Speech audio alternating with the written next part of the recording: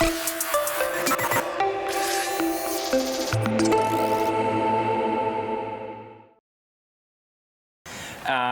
this is work that I actually present on behalf of my co-authors, who are two students, Krzysztof Nowakowski and Lukas Nawrocki, and their supervisor, Dominik Bitar. Well, I merely did the slides. Of course, all errors and omissions are on my side, not the main authors.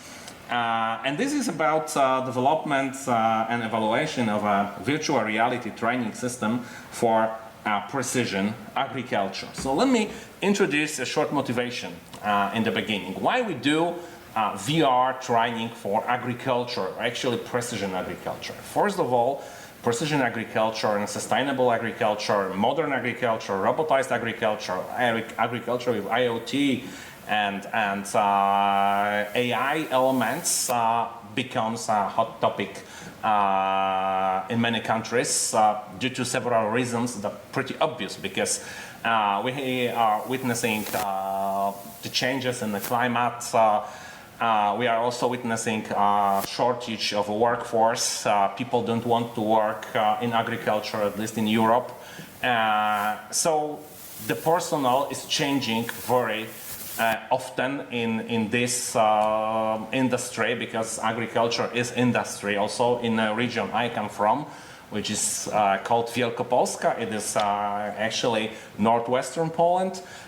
This is traditionally a region with very well-developed agriculture, but we also suffering shortage of a workforce. So we have to work with people who never before had a training in agricultural activities, and this has profound consequences. One of them is that actually agriculture is an area of the economy of the country in which we have the biggest number of accidents at work, bigger than in industry, because this is an open environment.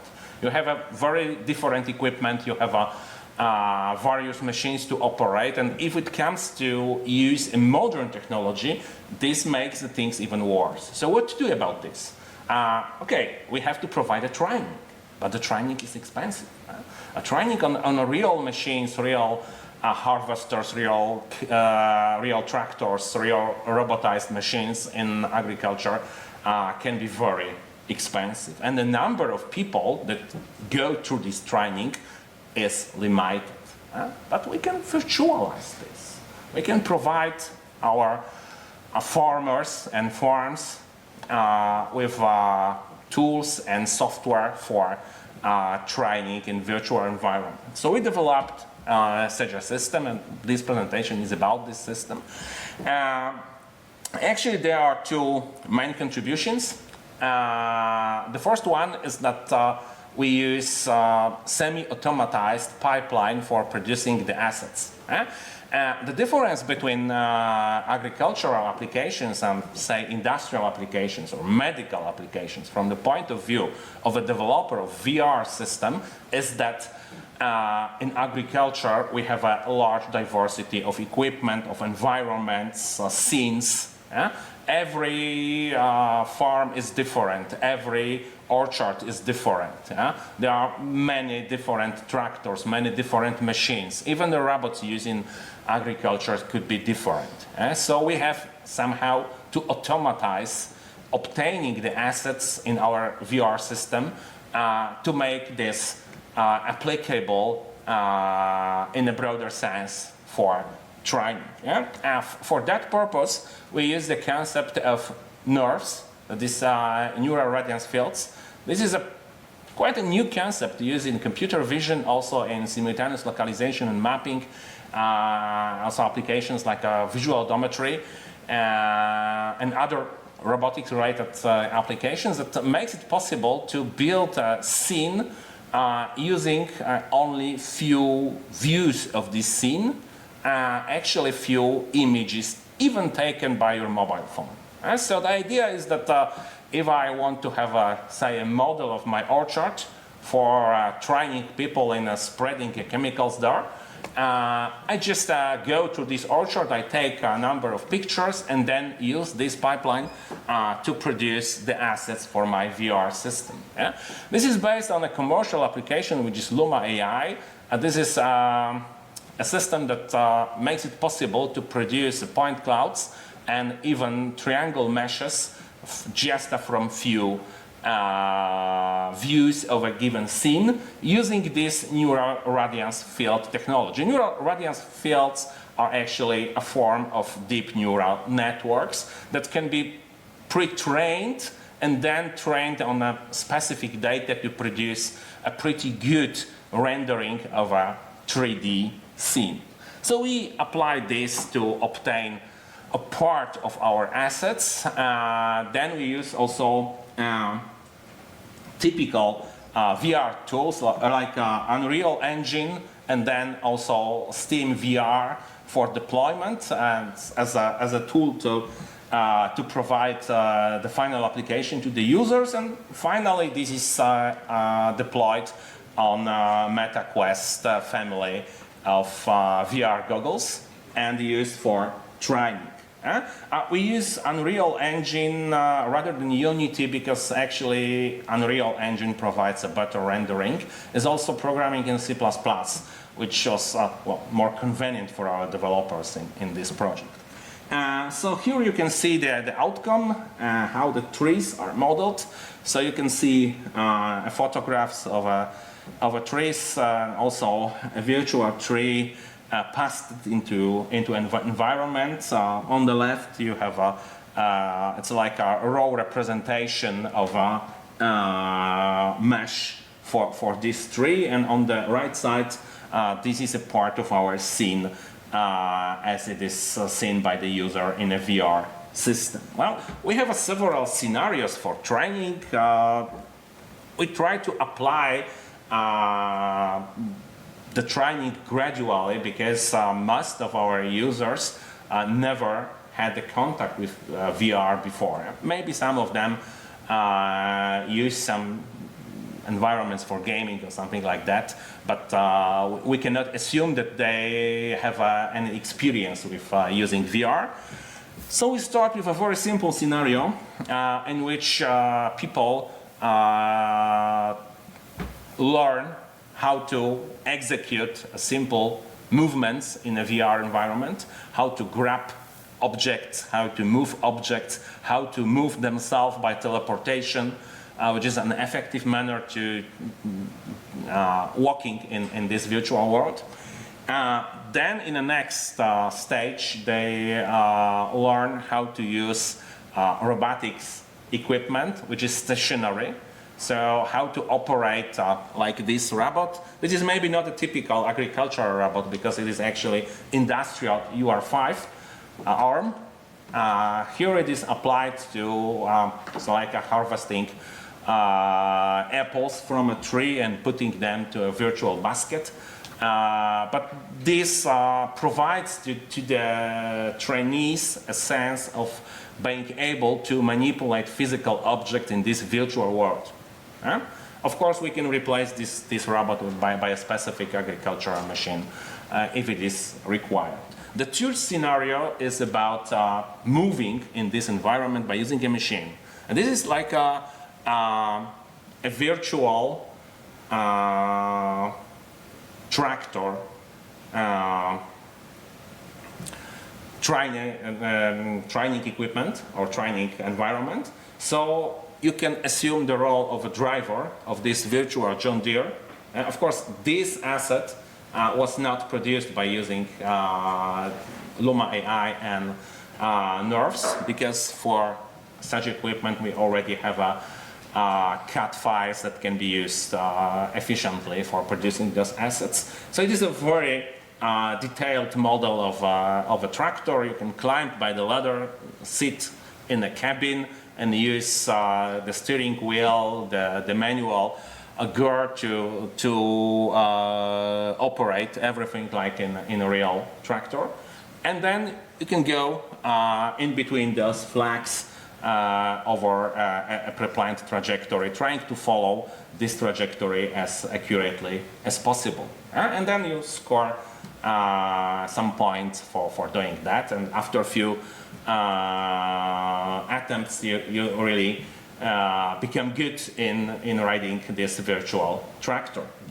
So this is the idea how to gradually train people in skills that are important in precision agriculture. Of course, they also learn all the safety features that they have to take the measures not to cause any accident, like using equipment in the field. Finally, we also did some assessment of acceptance of this training environments in a group of 26 users. Unfortunately, these users were not farmers, they were students of Poznań University of Technology. All of them went through those 3 stages of training, and then we used 2 pretty popular questionnaires, which is VRNQ and IPQ. And then we assess several aspects of reality of this application, how much it is immersive, if it is hard or not to operate the virtual equipment. And you can see the results on a Likert scale. So from the lowest level of acceptance of the given statement to the highest level of acceptance of the given statement. So as you can see, the reality was appreciated by the users. Some of them have problems with operating the equipment, particularly the industrial robot. Also, we got interesting comments, what can be improved, what should be improved. Generally, there were no problems with motion sickness and things like that. However, one important observation is that really we had to apply this training gradually. So if we try to start with a tractor simulator, then the observed problems with motion sickness and things like that were much harder and in a larger number of participants than if we applied this gradually, starting from a very simple simulation to the mid part and then finishing with tractor riding simulator. I hope that we will develop this further and we will have opportunity to apply this in a more real environment, also testing on a group of real farmers, real users. We have a pretty large European program for AI and also big data and robotics in agriculture at this moment, which is in the framework of Marie Curie action. And I hope that this solution will be part of this research as well. So the conclusions, and I invite you to see the poster which is outside this room.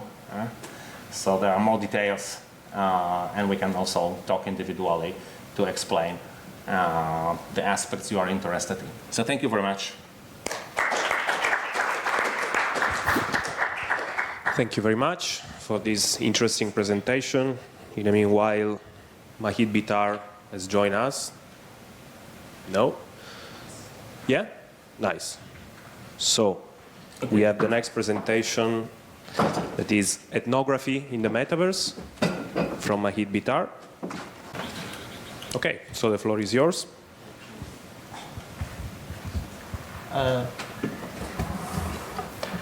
Okay, my name is Majd Bitar. I'll be presenting, I guess, a discussion that is presented in a poster under the name Ethnography in the Metaverse. What I'm going to present is nowhere near answers. It's more like discussion points on how, what researchers will face when we try to consider ethnography in the Metaverse. So ethnographic studies in virtual worlds have been intensely studied, and it was present like since the early age of digital media, I guess, and digital platforms. And then with emerging metaverse platforms, by metaverse in this case I mean immersive platforms, immersive digital platforms, we can see some studies. There are some researchers doing ethnographic studies, but the problem is there is a lot of questions that are not answered, and there are like various approaches by these researchers.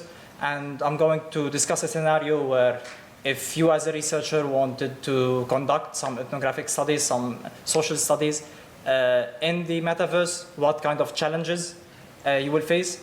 And that's, so for the initial part, before even starting the ethnographic study itself, we have to consider the case which was discussed a lot during the past 2 days, which is like user data privacy and the policies that are in place by different platforms.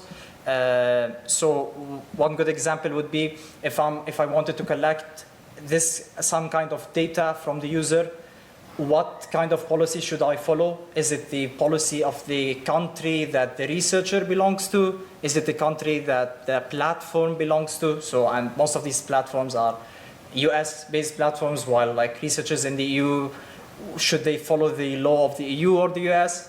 Or is it based on the user's like country in this case? There's also the aspect of the terms and services that are imposed by the different platforms.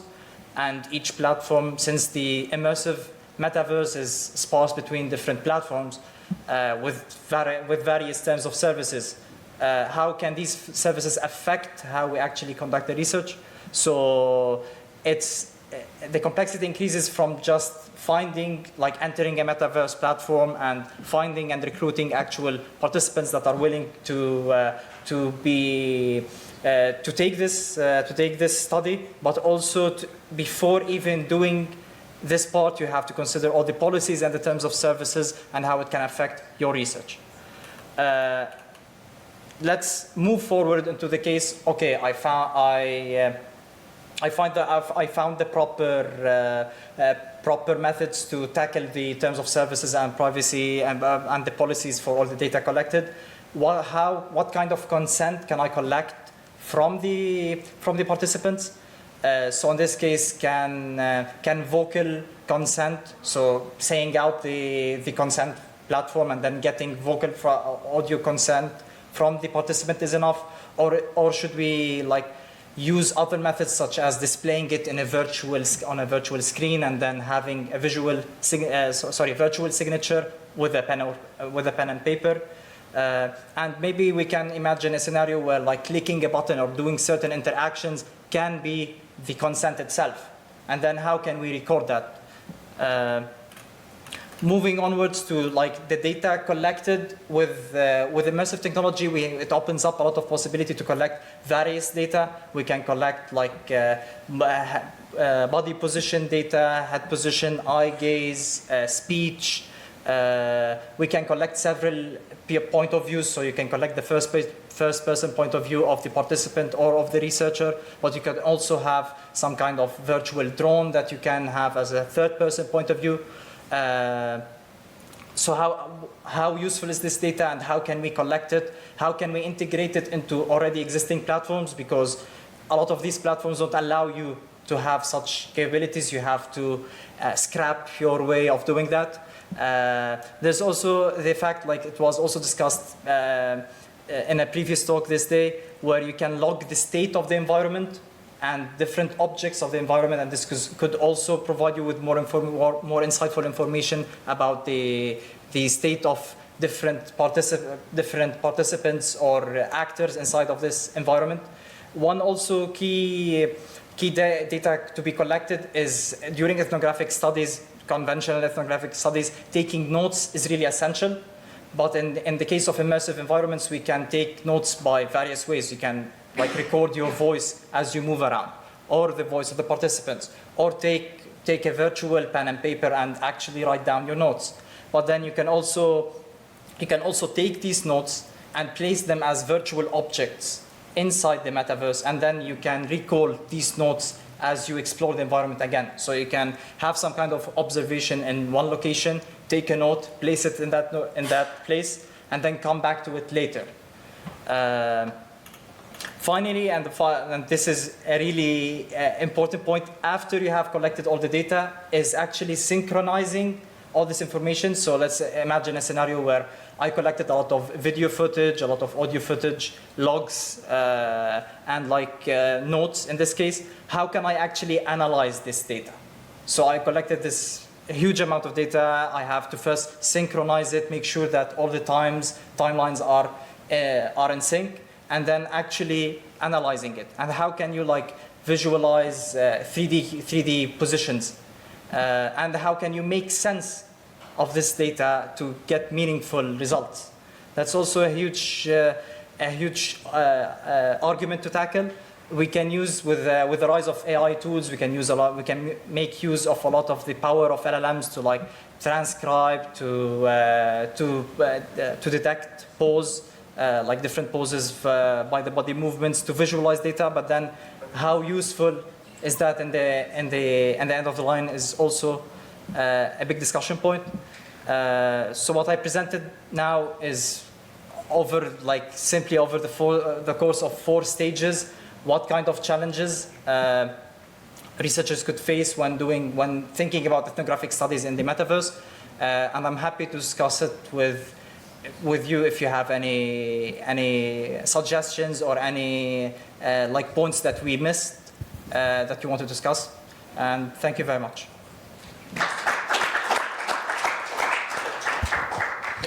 Okay, thank you.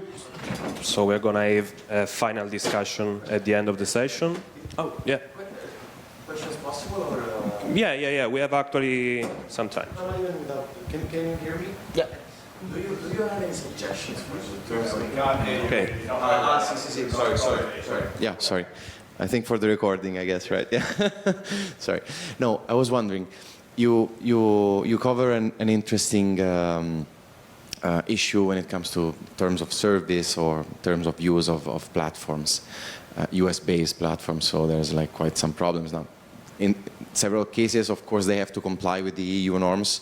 Others, it's a little bit more tricky. Then jurisdiction is tricky. Do you have any suggestions for that, or in the paper, or do you? And my background. Are you formulating some? Okay, yeah. I wanted to know. My background is not from law; it's from computer science. Okay. We were actually looking. So, if we wanted to conduct, collecting research information in different platforms. So first, we have to look at the platforms, manually check the long list of terms and services for each platform. Check what kind of data we can collect. What kind of suggestion I have, I don't really have a suggestion, just a discussion. No, yeah, and I was wondering if you were including some recommendations on this specific issue of terms and condition of use or whatever in the paper. But it was outside. We were more interested in discussing these so that you can provide us with suggestions. Yeah. If you're interested to discuss with everybody who wants to tackle this problem and to discuss this problem. Okay. Because what you can do is just go in the metaverse, record your. What you can do is go in the metaverse, kind of get a consent, a verbal consent from the person you are interviewing, record it, and get away with that. but surely it's not what is authorized by the platforms, and that's not that's hacking the platform. That's not doing it properly. But there's also a tricky point in some cases. So one example is the Meta Horizon platform, which is on the MetaQuest headsets, and it connects to your Meta account, which connects to your Facebook and your Instagram and everything. And some users have the same name, and even though you tell them, okay, this information not be shared with anyone, we'll hide the names, they will still reject just because of the fact that it relates back to their real identity. So there's a lot of You will have a bunch of third parties having your data just because it's connected to the consent to Meta, and then it extends. Okay. Yeah. So there is a lot of tricky things to avoid here. Okay. Thank you. Okay. Yep. Just a quick reaction on that one, because actually that gathering of the data, not only from Facebook, from Meta, but from other companies across services is directly prohibited in the DMA, in the Digital Markets Act. It's challenged currently before the Court of Justice of the European Union and is likely to be problematic in the future. Just a shootout on when we come the lawyers in the picture, let's say. But of course, in the meanwhile, researchers can still benefit from that access. Just a thought there to be considered in the future, which is, it's something to balance or to consider when choosing the sources of the data to continue with the research in the future. Thank you for the helpful insight. So maybe in the interest of time, if it's not a problem, we can shift that last question to the end, so we can present the other two presentations. So warm thank you to this presentation. And the next presenter is again Professor Skrzypczynski with his paper, A Virtual Reality Platform for Neurorehabilitation with Remote Supervision. Okay, so it's me again. I hope you're not boring. Is it correct? No. This Nowakowski? Nowakowski was the last one. So This is this perfect. one. Yeah. Okay. So let me start.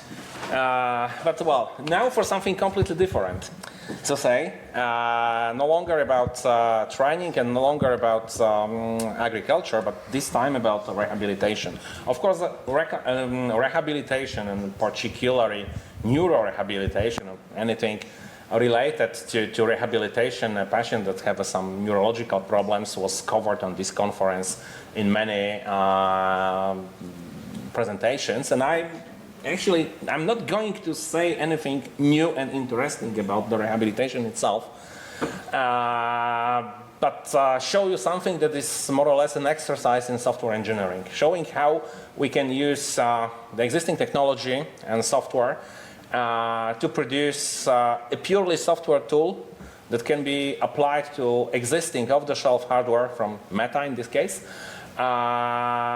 to the good of the patients. You can ask what it has to do with the Metaverse. Well, in fact, not too much, because this is a single user application. But the thing is that I think that this kind of application can increase the acceptance of VR technology and also the proliferation of VR equipment. And this is, in my opinion, absolutely fundamental for acceptance of Metaverse itself. Yeah? So this is the context and what we have to do with the Metaverse. And the motivation is also pretty obvious. There is an increasing number of people that require neurorehabilitation, particularly after the corona, as it was reported by the doctors, at least in Poland. The number of patients after a stroke has increased. Also, what is a surprise, the age of those patients decreased. So relatively younger people suffer stroke, and they need intensive rehabilitation because they have a long life to live, and they want to be in as good condition as possible, even after a stroke. And so there is a clear need for more rehabilitation personnel. But again, the training of this personnel is not easy. Also, the access to this personnel is not easy, because the patient has to go to the hospital. And of course, if someone is living in a big city like that one I come from, there is not a big problem. But there is a lot of people living in the more rural areas, and they suffer problems accessing rehabilitation. And this is not a one visit in a hospital. This is a visit maybe 2 times a week or 3 times a week for several hours. So the budget of hours of a personnel is a problem, and also access to the hospital facilities is a problem. So what to do? Maybe to move at least a part of this rehabilitation to the homes of our patients. Maybe let the medical personnel to see remotely via internet what is happening to the patient. And this is possible. This is possible with our application that has 2 parts. One is a pretty fairly standard application for MetaQuest equipment. The other one is an application for a PC computer, so you can install it on any laptop or tablet as you want. And of course, the first application is for the patient, for the user. The second one is for a medical professional, but also can be handled by the patient itself in a case of home-based rehabilitation. Our idea was to make the system as flexible as possible. So we tried to separate all the assets that can be configured from our code. So nothing is essentially hard-coded. Everything is in separate files, and everything can be configured. And the idea is that the system is configurable also by people who have no background in computer science, or generally no technological background beyond the very basic skills of using computers, browsers, and things like that. So there are two applications. One is an application inside the goggles. The other one is a desktop application for configuring everything. Many of the options can be configured both ways, from inside of the virtual environment, but also externally from the laptop. These two applications are connected via a Wi-Fi network. We use MQTT protocol, which is a lightweight protocol for remote access to IoT devices. So it works even if the network connection is not very good. We send to the desktop application only the information that is not identifying actually the patient. So we do not send any information that can be problematic in light of GDPR and things like that. Of course, the patient has its ID, his or her ID, actually. But this is the only personal information that is transferred to the external system. And you can see the architecture on the left, and you can see an example scene in the middle. And I think that important feature of our system is that everything is configurable. So we can configure different scenes. You have some mountain environment, we can have a forest, we can have a seacoast as you want. You can have a table like this, you can have a shelf like that one. And all that is configured just by using some options in the desktop application, or just by manipulating text files or XML files. So it is pretty accessible to everyone, not only computer professionals. The exercises that are implemented in this system are those that are regularly implemented by the medical personnel for physical rehabilitation. So we focus on rehabilitation of our upper limbs because the most important thing in early rehabilitation is to provide the patients with, to restore those motions and those skills that are essential for everyday living. So how to grab the MOOC, how to use the cutlery, how to move something, put it precisely in a given place. And another aspect we take into account is that to stimulate the neuroplasticity of a brain, which is essential in neurorehabilitation, we try to combine physical activity, like moving the hand, with cognitive activity. So we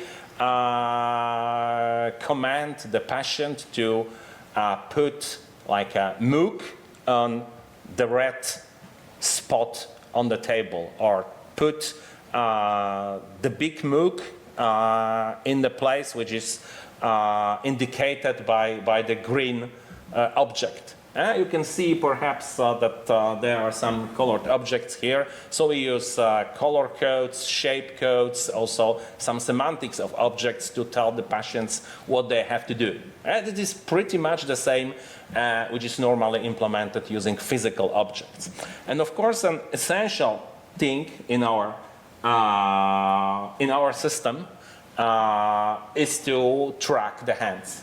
Yeah? The system is specifically written for a recent goggles from Meta, that is MetaQuest 3, MetaQuest Pro.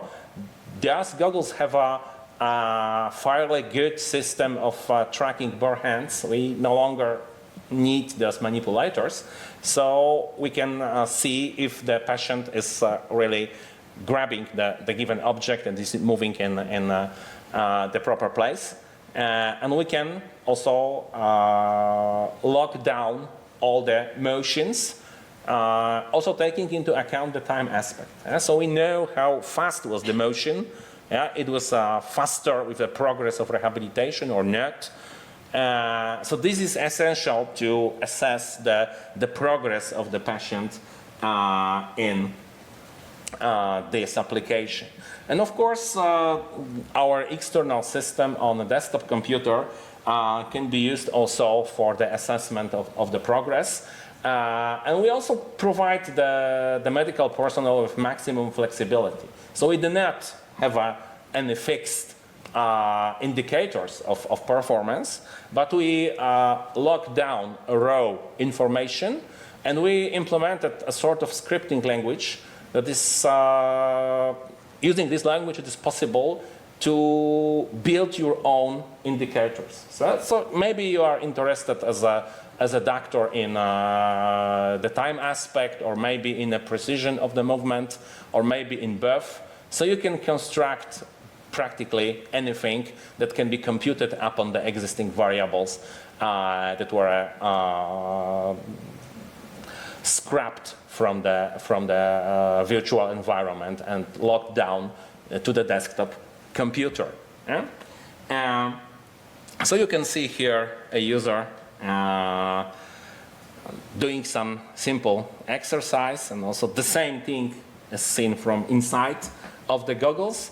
And then on the right side, so there is an interface, and there is also a plot of one of the many variants of this performance indicators that can be flexibly set by the users. Yeah? So in conclusion, we have shown that using existing technologies like Unity on goggles, like Microsoft Net framework, and using C# language to program everything, we can build pretty useful software that can allow patients to do exercise on their own under remote control of the medical personnel using equipment off the shelf, and equipment which is sold as equipment for gaming, essentially, in most cases. And it's not very expensive, in fact. So maybe this is one of the ways of also increasing the proliferation of VR equipment and showing that it is really useful for some application. So I think this is an idea between the metaverse for a good. Thank you very much. Yes. Thank you very much. If you want to contact me, this is an email and the webpage. Okay. Yeah, we have one final session at the end because in accordance. Yeah. Okay. Can I? Okay. Sorry for this. Mel is pretty precise, so I need to take. Sorry for this. You're doing your job very well. Yeah, thank you very much. So my question is a technical one. Can you track the individual fingers? Or are you tracking the hand? To some extent, yes, but it is not very accurate. Yeah. But at least we can do some essential things like differentiation between the open and the closed palm. So this is in most cases enough to decide if something was grabbed or not. Yeah. It is a challenge. It's a big challenge. But it is. It's quite important medically. So in few weeks there should be our paper, the co-authored by me, published in journal Computers in the Industry. This is a paper with actually an evaluation of accuracy of hand tracking. Yeah? So in this paper, we provide more information about more details about the accuracy. And the accuracy is pretty good, but not in all cases. It depends also what the user is doing. If you have some physical object in a hand, then the accuracy drops. Because of occlusions, also, we also tried things like using some gloves or something like this. Also, the skin color matters.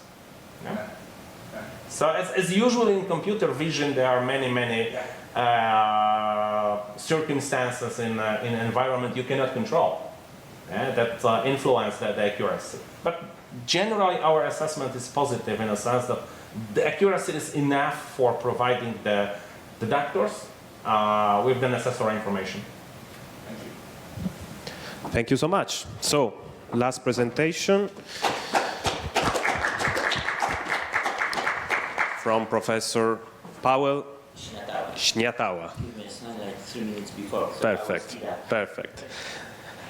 The poster is called VR-Generated Illusion as a tool for limbs neurorehabilitation during hyperacute phase of ischemic stroke. I will leave you the floor. Thank you. Okay, thank you very much. So it will be continuation of the topic which Piotr presented. So we are from the same university, but here you have a more abbreviation because the second one is Poznań University of Medical Sciences, EMRN, you know, and UNIS, it's our consortium of 10 European universities. So now it will be about the illusion, how we can use illusion in the neurorehabilitation. Of course, VR perfectly fits to illusion. Yeah, and Piotr mentioned that stroke is really a big problem in Europe, and here you have some numbers, absolute numbers.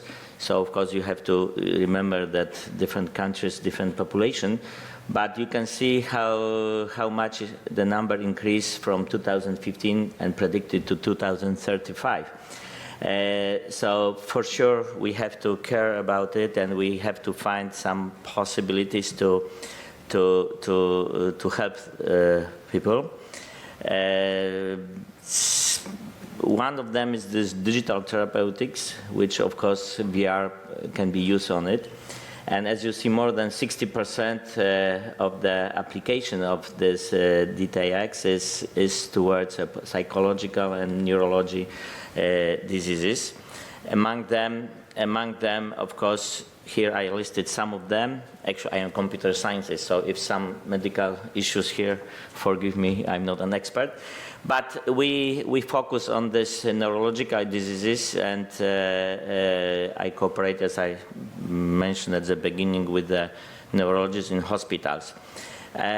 This illusion, actually in 2018, it was already proposed that, for example, if you have on the right side of your brain you have a stroke, left side doesn't work. And so if you put a mirror like that and you put the right hand here and the broken, or actually your hand is not broken, but we cannot control it behind the mirror, and you start to move right hand, your brain, your eyes looks oh, my left hand is also moving. And I asked my colleague neurologists, maybe you can confirm it's true or not, how does it happen that it helps? And explanation, at least enough for me as an engineer, is that when you look at something, your both sides of brain are working. So it's easier that other part of your brain will take over the functionality and you start to move the hand. And we also use this kinesthetic perceptual and illusion. Here's just example of the origami, because I was again told that it is a good connection between brain and motoric things. Origami really helps. And I already presented in some other conferences because we prepared such a connection between augmented reality and virtual reality, where augmented is just a smart mirror. In some restaurant, probably you could see such a mirror. It is just that behind the mirror is a monitor, and you can see some additional information, so augmented reality, on the screen, on the mirror. And in this case, we add a camera, so we are able to recognize a patient, let's say in the senior house or in the hospital. I can recognize the patient, let's say I will be recognized by the mirror. And next, the system suggests some exercises, some rehabilitation exercises. Also can be connected to the current weather forecast. So for example, nice weather, Paweł, please go outside, have a walk or do something in a real world. Whereas where it's rainy, take a virtual goggle and we prepare some personalized exercises for you. And what was interesting in our case, we use already existing games or exercises for a particular goggle, but we also ask Piotr to prepare some dedicated for the patients. And in this case, it was another observation which surprised us a little bit, that patients, because of some neurological diseases, when they move their hand, the hand was shaking. Whereas when they play with the game like a fishing in a virtual reality, it was smoothly normal move. So again, the explanation probably is the same as before. So really we were surprised and it helped. The question, it is what I mentioned. Thanks to Piotr, we will also have some dedicated activities. There are many of such things. On the right bottom, there's a real room for rehabilitation. There are many things which we have to offer to our patients, that they have to grab something from the high shelves of whatever.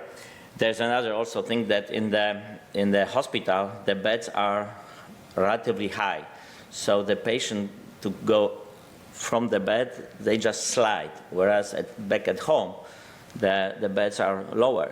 So such exercises are really necessary for them. And as Piotr mentioned, it's not only a few weeks while being at the hospital, but it's important to continue this rehabilitation exercises even for sometimes even for years. The question is, what is the tolerance of such approach and what is its effectiveness? And usually Piotr mentioned that unfortunately we also have younger people, but still mainly the most people are relatively old people who suffer with a stroke. But we were surprised that the tolerance for our patients were really good. How we measure it? Well, first of all, we prepare a questionnaire where we ask the following questions. We also ask patients what was their experience with the computers or with the mobile phone. And we also measure some vital signs or blood pressure, as you see, heart rate, and so on. Currently, we have already over 200 patients. A few months ago, we had only 100, and only few of them.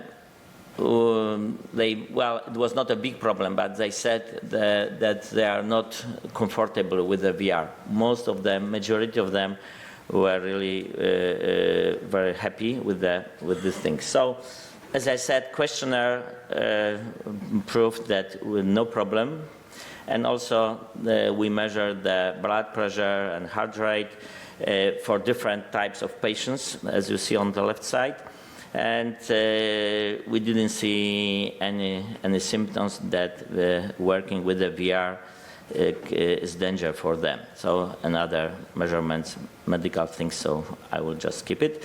But what was interesting for me, I put more information about the scale because I didn't know how it works. But basically the scale, National Institute of Health stroke scale, that if you are with any problems, the scale is 0. Whereas if you have some problems, it goes up to 42. So we work with the patients were in relatively good shape, which is, as you see, 4.7. And after 1 week exercises, but it was in fact only about, 5 days, the whole week. But it was few hours with the normal physical rehabilitation. Next, about 15-20 minutes explanation how VR works, and only 20 minutes in VR playing with this fishing or other exercises. So we reduced the scale from 4.7 to 2.1, which is relatively good. And what was also very important that patients enjoy it, and it is another good point of the VR that just regular exercises sometimes are boring for patients, whereas here it can be more attractive and they like it. So in conclusion, the obvious things that really it can help, and it's when we discuss, Magdalena mentioned what is the problem about the VR, that it's not so popular. And in my opinion, when we use it in a specific group of people where we really see that it works, it can be very helpful. And we use it currently. We use it at the hospital, but we also are thinking just to rent the equipment to patients to use it for some time at home. Yeah. And it is what I prepared for Mel, but also for you, that thanks to you, actually, our team started to be very active in terms of virtual reality. So all of those, what you see here, activities are thanks to establish the European Metaverse Research Network. Even we were present in this, actually the book, the chapter in this book in Artificial Intelligence Driven Forensic. We introduced there the usage of VR also in forensic, which is actually, for example, just to expose possible victims to the crime scene, and we can observe reaction, emotion on face or EEG, so things like that. Thank you, and of course I invite you to the poster if you need more information. Thank you.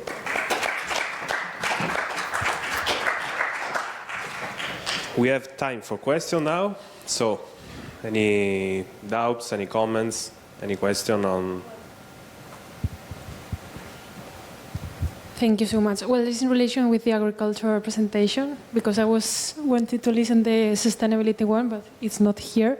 I mean, it's not a question, it's just a comment in relation, because, for example, these health tools are more available for people, but in relation with agriculture, how, maybe it's just an opinion, how can you manage to make close these tools to farmers, for example, little farmers? Because, I mean, here in Spain, we have common agriculture policies that they give subsidies and funds for farmers in order to apply more, environmental. Okay. This is an interesting question, actually, because Mike. Okay. So I will start again.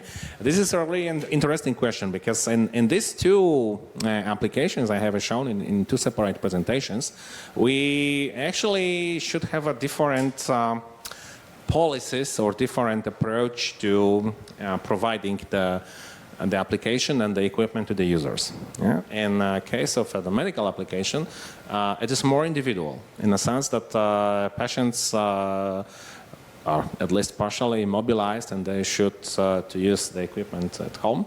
So some of them, those who are more wealthy, younger, more active, maybe have such equipment at home, or they can afford to buy MetaQuest goggles. It's not very expensive, actually. But to others, we can also, as Paweł said, rent this equipment, even at no cost for some time. Yeah? Because for a hospital, a large hospital, buying like 50 goggles is not a thing that is impossible. Yeah? For agricultural application, there is, I think, a different policy. in Poland, we have a pretty dense network of local organizations supporting agricultural activities and farmers. Their name is let me translate online from Polish. It's like a regional center for development and improvement of agriculture. Yeah? And the role of these centers is to make the farmers aware of new technologies, also supporting them. Also, they are supported in things like writing proposals for some grants and things like that. Yeah? And I think that those centers can also provide training using VR. They already provide training using classic methods, so why not to buy a dozen of goggles and in a relatively small group to train the people who will work then at farms with this equipment. So this is also an important thing to overcome this initially high level of costs related to modern equipment. With, I think, a good use of public funds.